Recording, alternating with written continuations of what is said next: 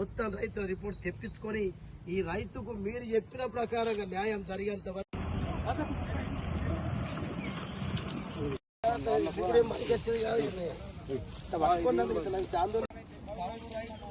పట్టించుకుంటలేడు. కౌలు రైతు పేరు అంటే ఈ రకంగా ఉన్నది. కాబట్టి మనము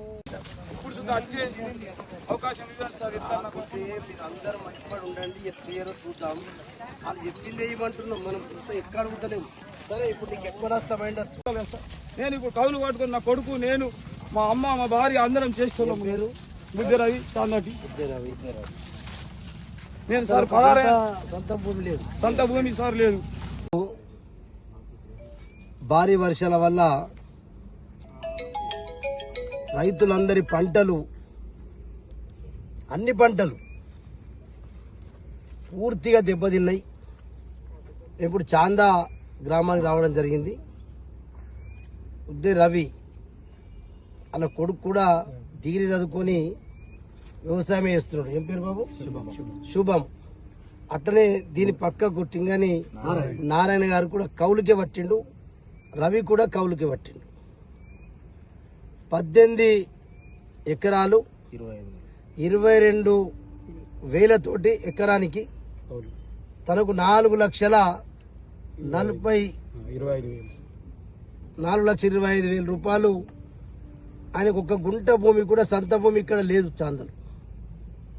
అలాగే తల్లికి ఒక 2 ఎకరాలు పూసాయిలు ఉన్నదట. అంటే ఈ రకంగా ఇప్పుడు రవి కానీ ఇంకా నారాయణ సాబు కానీ ఇలా భూమి లేక కౌలు పట్టింది. మేము ఒకటే డిమాండ్ చేస్తున్నాం ప్రభుత్వాన్ని, మీరు కౌలు రైతుకు బాగా చేస్తామని చెప్పిండ్రు.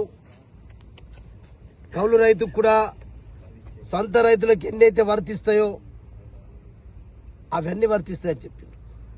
కానీ ఈరోజు వరకు కౌలు రైతు లోను మాఫీ కాలేదు. ఇప్పుడు పాపం ఉదయ రవి గారు మరి 18 ఎకరాలు మరి కౌలు కట్టడం. నారాయణ సాబ్ నువ్వెంత పట్టినావు? 3 ఎకరాలు తను కూడా ఇంకా నారాయణ సాబ్ కూడా కౌలుకి పట్టిండు. ఉపాధి హామీకి అనుసంధానం చేస్తావా? మరి ఇలా నువ్వు ప్రీమియం కడతని చెప్పి కట్టలేదు, మోసం చేసినావు. అందుకొరకే నేను మీ అందరికీ ఇలా మా చాందా రైతుల పక్షాన, ఆదిలాబాద్ రూరల్ మండల పక్షాన మరి మేమందరం కూడా ప్రతి ఊరుకు తిరుగుతాం. మీ నాయకులు మీరు మళ్ళొకసారి ఇన్ఛార్జ్ మంత్రిని పంపించండి. ఇన్ఛార్జ్ మంత్రి గారిని ఇక్కడే జిల్లాలో పెట్టండి. గతంలో ఒకసారి మా ప్రభుత్వం ఉన్నప్పుడు అతిసార వ్యాధులు వస్తే అప్పుడు వైద్యారోగ్య శాఖ మంత్రి నాగం జనార్దన్ రెడ్డి గారు ఉన్నప్పుడు ఇక్కడనే ఒక 1 నెల రోజులు ముఖాం పెట్టి స్వయంగా ఆయన అంతా ఒక డాక్టర్గా బృందాన్ని పట్టుకొని తిరిగి చూసింది. మీరు కూడా ఇలా వ్యవసాయ శాఖ మంత్రి తుమ్మల నాగేశ్వరరావు గారు టీవీలలో మాట్లాడతాడు, యూరియా ఏం తక్కలేదు, కేంద్రం ఇయ్యలేదు రాష్ట్రం, రాష్ట్రం ఇయ్యలేదు కేంద్రం. కేంద్ర ప్రభుత్వం రాష్ట్ర ప్రభుత్వం కలిసి మాత్రం ఇవాళ రైతుల్ని మాత్రం పూర్తి మోసం చేస్తూ ఉంది. అందుకొరకే కేంద్ర ప్రభుత్వం ఉన్నటువంటి స్థానిక ఎమ్మెల్యే గారు కావచ్చు, ఎంపీ గారు కావచ్చు, ఇక్కడ ఉన్నటువంటి కాంగ్రెస్ పార్టీ మరి ఇన్ఛార్జ్ మంత్రి గారు కావచ్చు, దయచేసి మీరందరూ కలిసి మా రాష్ట్రంలో ఉన్నటువంటి రైతాంగంతో పాటు మా ఆదిలాబాద్ నియోజకవర్గంలో కూడా దాదాపు ఒక 25 నుంచి 30,000 ఎకరాలు ఒక ఆదిలాబాద్ అసెంబ్లీ నియోజకవర్గంలోనే నష్టపోయింది. అందుకే మేము ప్రభుత్వాన్ని ఒకటి అడుగుతున్నాం, మీరు చెప్పింది అడుగుతున్నాం. మీరు ఎన్నికల ముందు చెప్పిండ్రు, ఎన్నికలైన తర్వాత ముఖ్యమంత్రిగా కూడా చెప్పిండ్రు. మీరు ముఖ్యమంత్రిగా చెప్పినే మేము అడుగుతున్నాం. మీరు ఇందరు వెళ్ళి మీటింగ్కి వచ్చినప్పుడు కూడా రైతులకు, కౌలు రైతులకు అసైన్మెంట్ భూములు ఉన్నటువంటి ఆదిలాబాద్ జిల్లాలో గిరిజనులకు, గిరిజనేతరులకు అట్లనే ఉపాధి హామీని కూడా వ్యవసాయానికి అనుసంధానం చేస్తాం. అయితే ఫసల్ బీమా యోజన మరి ఇప్పుడు లేదు, దానికి బదులు మేమే మొత్తం ఉపాధి హామీ డబ్బులతో, ప్రభుత్వం డబ్బులతో బీమా చేస్తామన్నారు. మీరే రైతుకు మొత్తం పంట బీమా చేస్తామని చెప్పి కూడా ముఖ్యమంత్రి గారు చెప్పిండ్రు, వ్యవసాయ శాఖ మంత్రి తుమ్మల నాగేశ్వరరావు గారు చెప్పిండ్రు. మీరు చెప్పినటువంటి పత్రికలలో మా దగ్గర కటింగ్స్ ఉన్నాయి, మాట్లాడినటువంటి వీడియోస్ ఉన్నాయి. మీరు చెప్పింది అడుగుతున్నాం. ఇప్పటిదాకా బీమా చేసి ఉంటే ఇలా రైతులు ఎంత నష్టపోయినరో, మీరు ఇలా ప్రభుత్వం నుంచి ప్రీమియం కట్టమని చెప్పకపోతే కొంతమంది రైతులు బ్యాంకుల లోన్ తీసుకున్నప్పుడే బ్యాంకులో ఉన్న డబ్బులతోటి కూడా ప్రీమియం కట్టుకున్నారు. కానీ ప్రభుత్వమే, కాంగ్రెస్ పార్టీ ప్రభుత్వం వచ్చింది, రేవంత్ రెడ్డి గారు చెప్పింది కాబట్టి ఆ డబ్బులు ప్రభుత్వమే కట్టేస్తుంది, రైతు ఒక నయా పైసా ప్రీమియం కట్టే పని లేదని చెప్పినావు. నువ్వు కడతావన్నటువంటి నమ్మకంతో కొంతమంది కట్టే రైతులు కూడా ఇప్పుడు ఉన్నారు.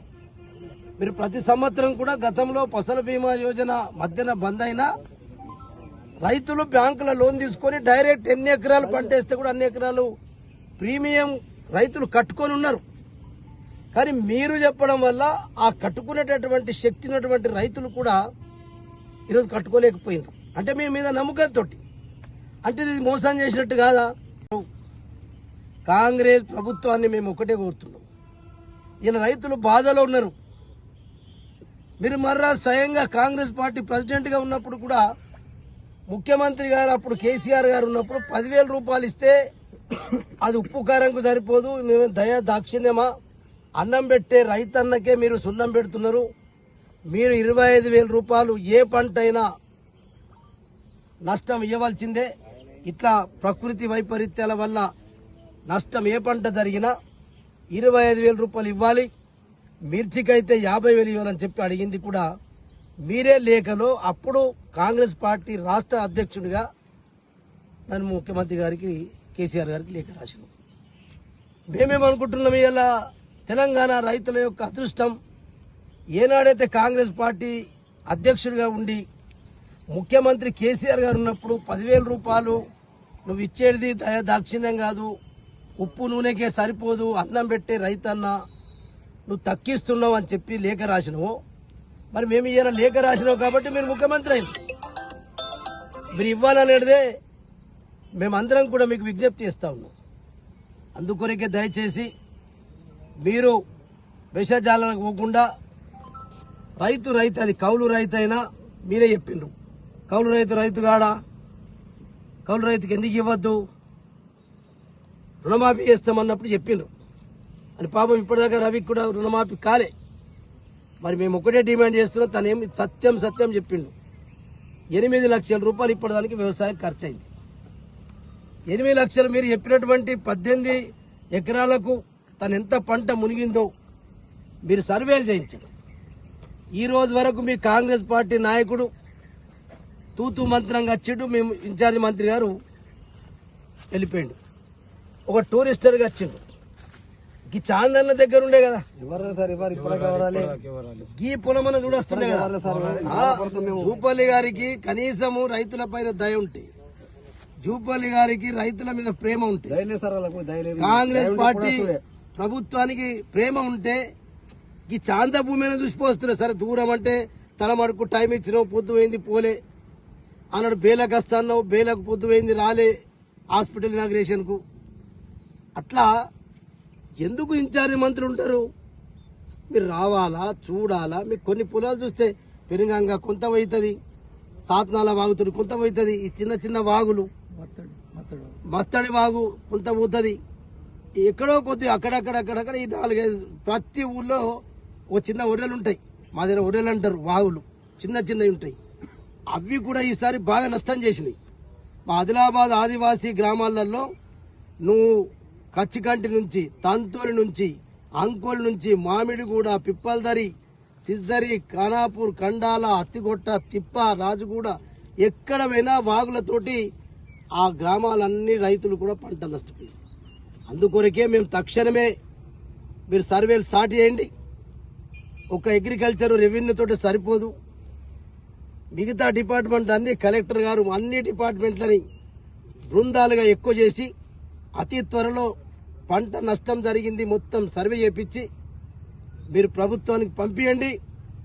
ముఖ్యమంత్రి కాకముందు చెప్పినటువంటి మాటలు రేవంత్ రెడ్డి గారు ముఖ్యమంత్రి అయినాక ఇందరవెల్లి సభలో చెప్పినటువంటి రైతులకు బీమా చేస్తున్నాం, నేనే డబ్బులు ప్రభుత్వమే కడతాయని చెప్పినావు, కట్టలేకపోయినావు.